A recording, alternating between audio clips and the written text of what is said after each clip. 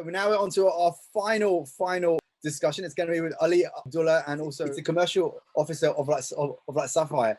Thank you so much, guys, and thank you so much for headlining our final day. It's going to be quite awesome. Ali, I'll leave it to you, and all the best on your interview. Thank you, Mohsen. Hello again, everybody. Would just like to start off by saying what a remarkable event it has been. Over the last 3 days, you all have had some great insight into how denim is made. So to cap it off, we thought it would be quite interesting to cover the last step of the chain, the front end of things, the retail side of things. So today we're joined by Shafqut Rasool, who is the Chief Commercial Officer of Sapphire. Thank you for joining us, Shafqut. Thank you. So Shafqut, over the past few years, we've seen a big retail boom in Pakistan, in which there have been many new entrants in the market, some small, some big. Can you please tell us a little bit about Sapphire and how you see yourself in the market? So, Ali, am I audible? Is it perfect for you guys? Okay. So, first of all, I would like to thank for the opportunity to speak at such forum. Basically, I'll give you a brief introduction since the topic is denim. So I've worked for Levi's for last 12 years and I've joined Sapphire quite recently in early part of this year. So as far as your question is concerned, when I talk about Sapphire and retail brands in Pakistan, I think retail brand has emerged massively in last 10 to 15 years. So I would say, and this phenomenal trajectory of growth which we have seen, it's because of mall culture and all those modern retail dynamics coming in this world. And especially if you correlate that mechanism with the other countries of subcontinent, India and Bangladesh and other part of this region, I think the whole digital era has played a lot of important role in awareness and creating all those fashion trends and fads. And you know, on your palm you have your mobile phone and you can browse about all those 511s and skinny fits and slim fits when we talk about Levi's. So I would say that in Sapphire we have seen double-digit growth in last year. Even we were hit with the COVID situation, but that is predominantly because of all the evolution and our e-commerce strategy helped us. So overall, if you ask me about the retail, we have predominantly three kind of retail in this part of the world. One is your modern retail, which is malls in our metropolitan cities, which is predominantly in Karachi, Lahore, and Islamabad. And these are big mega structure malls. You must have seen those malls, and they are one Windows solution for the whole family for entertainment avenues. And being a Muslim country, here their avenues of entertainment are very less. So retail prospered with those malls and infrastructure investment. And the second thing which has helped us is I think the positive skew in the economy. I always see at the positive side of our country because there's so much negative in media about Pakistan, which is not actual state. So I've seen brands like Sapphire. There are 4 to 5 other brands which are doing reasonably good business, which is in terms of Pak currency, it's more than 20 billion Pak rupees. So if you talk about in terms of foreign currency, it's more than 150 million US dollars or 160 million US dollars business in retail. So retailing is becoming phenomenal. And then we have high street retail with the malls. High street retail is also improving. So things are shaping up nicely. That's quite interesting to hear, especially that you guys have on the modes and that you're using to grow the business. So Shafqut, running a retail business must be quite complex. Can you please walk us through the process and steps that you need to go through from design and launch of a new collection, from just the idea of how you guys conceive it to how do you guys execute it and launch it in the market? Right. So basically, if you talk about Sapphire, we deal in multiple categories, and for us, our core bread earner is unstitched fabrics, which is which is predominantly very famous in female customers, and so our 55 to 56% sales comes from unstitched fabrics, and all those lawns and cotton based and blended fabrics we sell, and we make around 9 to 10 volumes, and that doesn't include the festive volumes. So with two festivities, religious festivities, so those volumes are very important. So basically, when we plan the launch of these volumes, we call it's multiple category launch. So we have ready to wear, we have unstitched lawns, and we have kids western category, we have men's western category, we have women western category. Then we have recently started our operation in fragrance and cosmetics, and so these are multiple categories. We have home textiles as well. So there are predominantly 8 to 10 categories which we have to manage, and every launch has a GTM which we have to manage. So the whole process revolves around 6 P's. It's not 4 P's for us. I think fifth P is people, and 6 P is processes. So you have to be very time specific and smart in managing your launch plan, in terms of your visual merchandising plan, in terms of your digital online launch, because e-commerce is progressing for us. So one day prior to bricks and mortar launch, we have to launch on online, and all those digital core catalogs. So if in terms of marketing function, you have to plan shoots of all these categories which I've told you well in advance, at least 25 days before the actual process. So the touch-ups and post production on those shoots, and those are not just one outfit shoot. We are talking about 184 designs in unstitched fabrics, just one volume. And it's a management of around if I add up all the categories, it's a management of around more than 300 designs at a time for one volume. So there is one portion which is brand related, marketing related. Then there is one portion which is retail related. And most interestingly, Ali, I would not shy away from the dialogue that during the Corona state, when you have reduced number of retail hours, when you have reduced number of working days in a week, and in Lahore, we the most productive day for us was weekend Saturdays and Sundays. And you can imagine when you are not operating on Saturdays and Sundays, so you have to plan your launch in some weekdays instead of Saturday. So all this management, and then Corona SOPs, because regulatory bodies in our country, they would seal your store if you are not managing all those SOPs. So you have to make sure that if women are standing in the queues, they are wearing their mask. We are giving them hand sanitizer and everything. So it's quite an interesting phenomenon, and it's learning every day. That's quite interesting, because the challenges you share that you guys face are actually quite different from the challenges that we as manufacturers face. So Absolutely. Even though we're in the same space of fashion, it's a completely different ball game from the back end to the front end. But so the one word I would want to add on in this topic is the one word I've learned in last 22 years, and one learning in last 2.5 years was resilience. We developed that resilience as team, because every other day it's a new surprise, it's a new challenge, and you cannot just sit back to that challenge. So resilience is one attribute. If somebody is listening to me and who wants to add some skill set in his team, I think resilience is the topmost skill, and staying positive in every situation. Absolutely, no doubt about it. Yeah. If I understand correctly, Sapphire is also more or less vertically integrated, in that you make your own fabric, stitch your own garments for most of your product, and then obviously retail it in your own stores. What are the pros and cons of doing this? Do you think of this as an advantage or a disadvantage, especially in a time like this where sales are a challenge?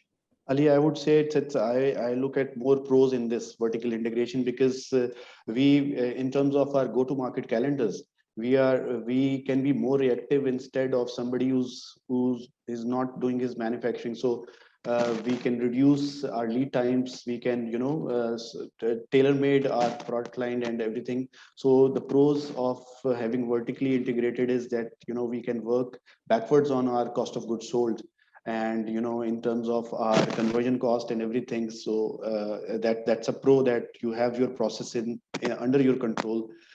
So that's the biggest pro. In terms of negatives, I would say that there are some kind of financial negatives which are linked with having your own setup. It comes with, you understand manufacturing, you understand when you are doing production, so there are huge overheads which you carry. So in terms of commercial arrangement, if you're doing CMTs, that's not with you. The liability becomes high, but in terms of control, and I think the biggest benefit of having your own manufacturing is the quality control, because our customers are strongly hooked to Sapphire because of the A+ grade quality and the strict measures we take to be compliant. So I think, and that's a forte which we are enjoying right now, because competition is not as close as we are on the quality of fabrics and cottons and all those things which we are doing. If you're saying it's organic cotton, it is organic. And if we are using a bamboo yarn or whatever in our Western, it is that. So all these things are helping us. So of course, having control of your manufacturing does give you an edge on that, and I suppose it also gives you a little bit of an edge on the next question I'm coming to, which is sustainability. Just last thing on Ali, on the same thing. The biggest benefit we experienced in 2020, mid-year 2020, that since we have so many workforce with us, so we created that problem into opportunity. So we shifted all those workers in our e-commerce warehouse, and we doubled our e-commerce sales during that process. So had we not got that muscle of human capital, we couldn't have done that. And that was the time when we got the edge, because everyone was at home and our digital sales really bounced back. So it helped us. That's quite interesting to hear, of how you were able to repurpose your workforce. Sustainability is becoming a very important part of our world today, especially in the world of fashion. We see it practically taking over the marketing messages all over the world. Yeah. How do you see this impacting Sapphire, and what are you guys doing in terms of sustainability? Yeah, absolutely. So Ali, this thing is very close to our ethos and values we exercise in Sapphire. So it's not just a marketing jargon for us. We when we say we want to be a sustainable organization, we really mean it. So there are campaigns which are product focused, and then there are campaigns which are at retail, which we every year we are practicing. So this year around we had this campaign, and we copyrighted that campaign. That was Revive the Thread. So the idea was that if you are bringing at our retail store, if you're bringing 5 units of any brand, any clothing brand, we'll take those 5 units and we'll give you a discount voucher of X% off on your next transaction. And we'll use those items. We'll use the thread from that items, and there was a product line which we created from those recyclable threads. So that campaign was a huge success, and consumer really on digital we sensed the pulse of consumer. They really enjoyed and they liked the idea. And with that said, we, in terms of our packing shopping bags, we are doing 300 transactions a month, 300,000 transactions a month. So all the bags, traditionally, if you're aware, our country used to use poly bags and all those PP bags. Those was polypropylene bags. So we have moved away from those bags, and we are using recyclable thread bags, and it is from our manufacturing waste, that cutting waste and that sewing waste. So we are using that. Besides that, there are product lines. So this year spring season we produced, specifically there was 6 styles which were sustainable styles. So we marketed those styles in terms of we told customer, we made them aware that these styles, all the product which we used to manufacture these styles, all the products were sustainable. So we are taking all those baby steps. I mean, these are not scalable steps at the moment, but the thought process is very clear that we have to take care of nature, and we have to take care of Mother Earth, because everything which we have is because of nature. Yeah.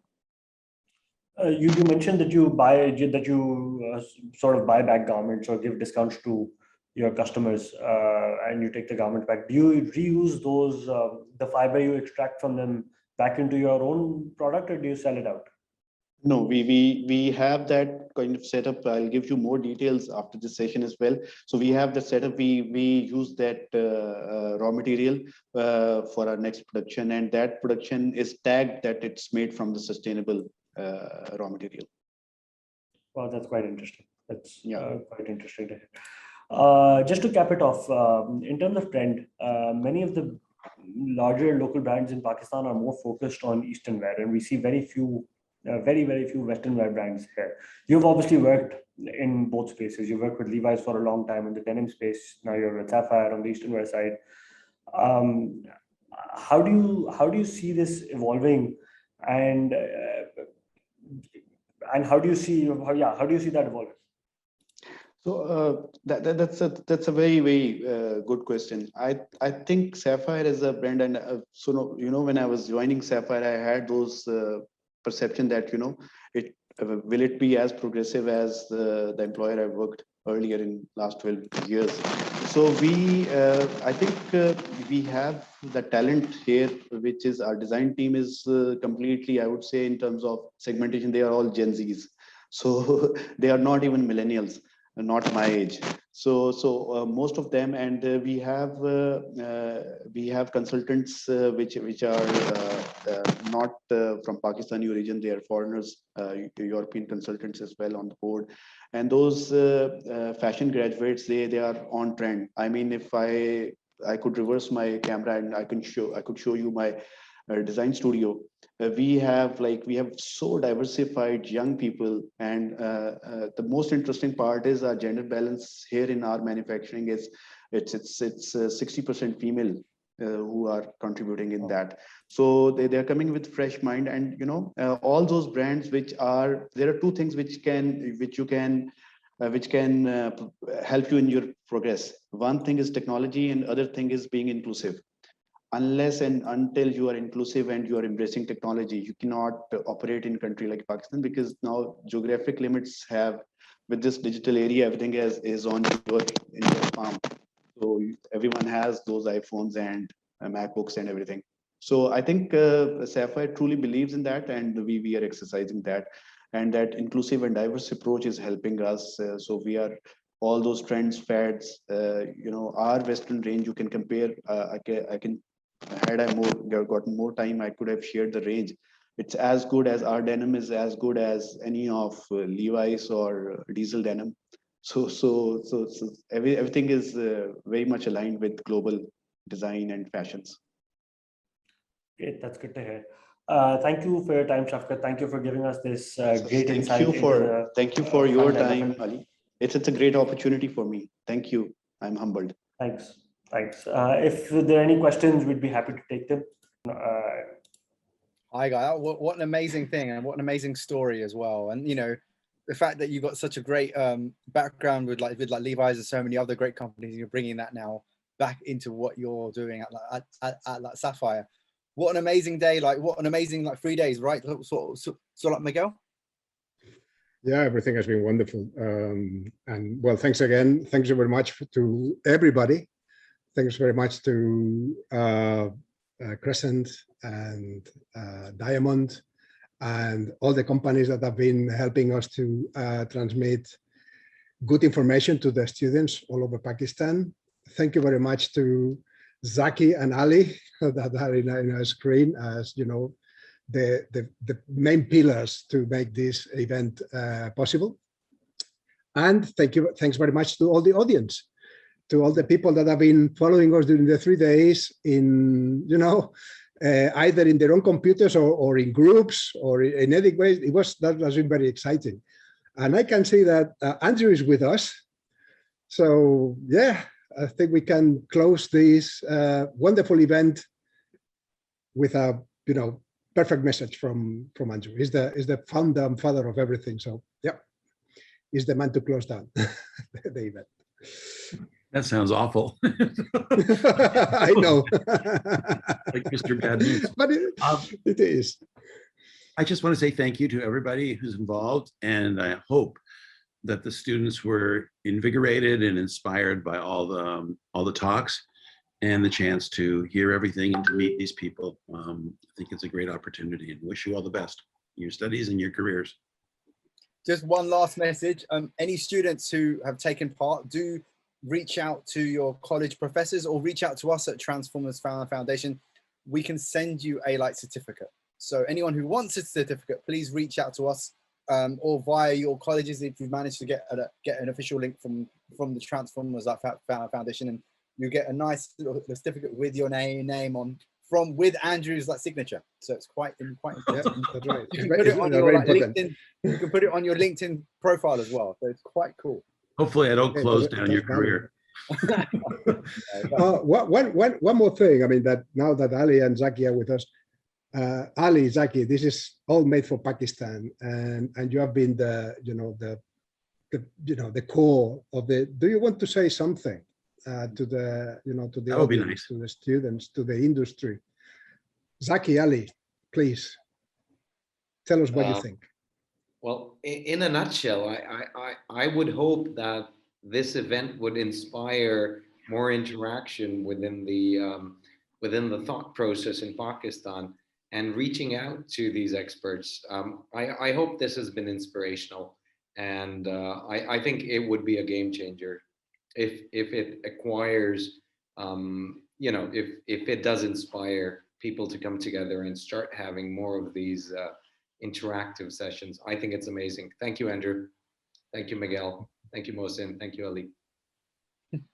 I think the future of our industry are the students, and ultimately it's very important that as we move forward, we all move on the same page when it comes to sustainability. So it's quite important to share our experiences while we're manufacturing with you guys, and we've tried to do that over the last 3 days. It's difficult to put everything in, but I think the team's done a really good job in getting as much as we can. So like Zaki said, I hope we can do more of these events and hopefully eventually have a physical event in Pakistan as well. That would be great. That would be awesome. Quick thing to add as well. Obviously, we love hearing from anyone, positive and negative. So do reach out to us if there's any positive comments about what's happened. If there's something that we've missed or the whole section that you wanted to learn about, we didn't cover it. Obviously, we like hearing all these things, and we can include them in other eds. And hopefully, inshallah, we can come back to Pakistan again. So that will be awesome thing to do. From my side, it's been awesome. I'm really thankful for the trust that you guys have had on me hosting it. It's been a real privilege, and I've really enjoyed it. So yeah. Thank you to you. Thank you very much to you. Thank you to Miguel. Really appreciate all the work, and of course to Joanna. So she's behind the scenes. Absolutely. Joanna, yes. She is the glue for our event. So thank you, Joanna. Powerhouse. She saved us a few times today. So yeah. So yes. She's a lifesaver. Yeah. Right. So I think we'll close it then. So guys, it's been an absolute privilege. All these talks have been recorded, and we're going to be hopefully putting them on the Transformers Foundation YouTube and the website within the next 7 days or so. We just have to just make it all nice and make it all neat. And all the past videos are there as well. So there's tons of stuff on the Transformers Learn Hub. Please ask questions. We love questions, right, Andrew? We love awkward questions too.